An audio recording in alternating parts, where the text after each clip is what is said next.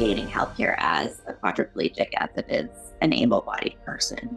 I was an able-bodied person for 22 years of my life. So I know what it was like and what it is now. And the past, I would say, like, especially the past 1.5 to 2 years, I realized so much that you really do have to be able to advocate for yourself.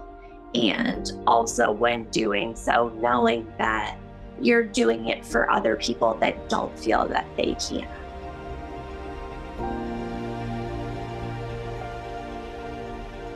Welcome back to our video series, Raise Your Voice, Succeeding Through Self-Advocacy. In this segment, we will explore the challenges of navigating the healthcare industry as someone living with paralysis. Navigating and obtaining health care for anyone can be challenging. For people with paralysis, there can be even more barriers. It's incredibly important to ensure that your providers and their offices can meet your needs in terms of accessibility, knowledge, and experience. When you call to make that appointment, I've learned over the years to be very clear to explain to the person setting up the appointment, I am coming, I am in a power wheelchair or manual wheelchair. I have a spinal cord injury and I have paralysis from the chest down. I'm a very specific. And what I learned is sometimes in the beginning, I used to kind of say that. And then I thought that was good enough. Well, then you would get there and realize the person who took the appointment didn't write that down or didn't share it with the right person. And so now I will say those things, but I also say, are you taking notes of that? Can you make sure that when I come, the room that they pick for me is large enough or that someone's there to assist? And then when I get there, I'll ask again.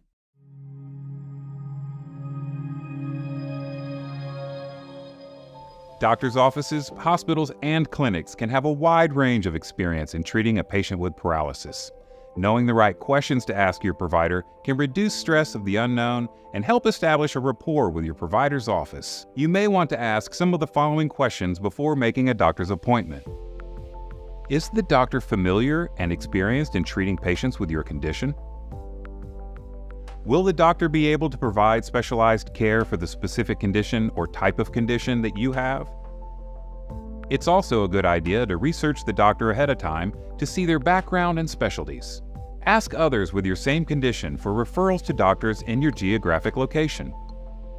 Can the doctor provide referrals to other healthcare professionals or rehabilitation specialists who can assist with the management of your condition? Is the office able to handle any special equipment you may need during the appointment?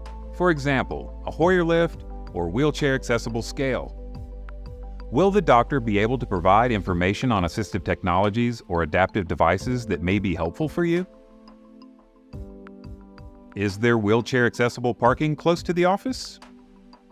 If the office is not on the first floor, is there an elevator? To make your appointment more productive, bring a list of current medications and relevant medical records. By actively communicating and preparing, you can transform your healthcare visits into a positive and fruitful experience. The past, 2-ish years, I would say I really realized that if you don't ask for or say things specifically what you need or want, healthcare, they're just going to do it the way they feel is best or whatever. I had to go have a mammogram, and I'd had a mammogram before at 35 because my doctor, my OBGYN, decided that I was kind of higher risk. I learned from that first mammogram, I needed someone from behind holding me up and then someone from the front to help kind of situate my body the way it needed to be to get the machine to take the pictures. So when I had to have this mammogram at 40, it was a different place.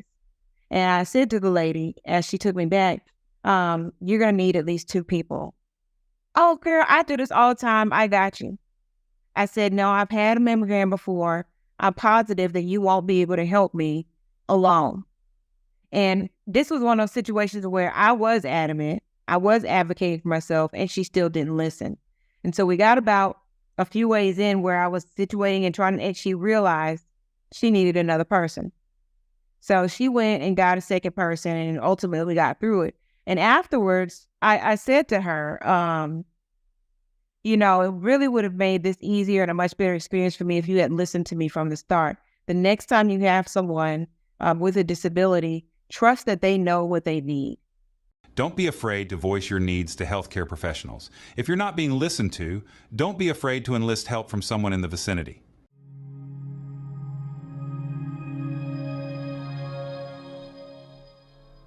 Lastly, navigating insurance can be difficult and frustrating. You may want to ask your insurance company the following questions before making a doctor's appointment. Does the insurance plan cover treatment for your condition or illness? Are there any limits or exclusions on coverage for treatment needed for your condition? Is prior authorization required for certain types of treatments or procedures? Are there any out-of-pocket costs that you may be responsible for, like deductibles or copays? Will insurance cover the cost of assistive devices or technologies that may be necessary for your care? Are there any in-network providers or facilities you should visit for optimal coverage? Is there a process for appealing coverage denials or disputes with the insurance company? Should something not be covered, inquire about an appeal process which your doctor can support with added documentation. Remember to also inquire about deductibles, limitations, and prior authorizations. Go with your gut. If something doesn't feel right, speak up. And I think that can go for anybody. Just get comfortable being uncomfortable.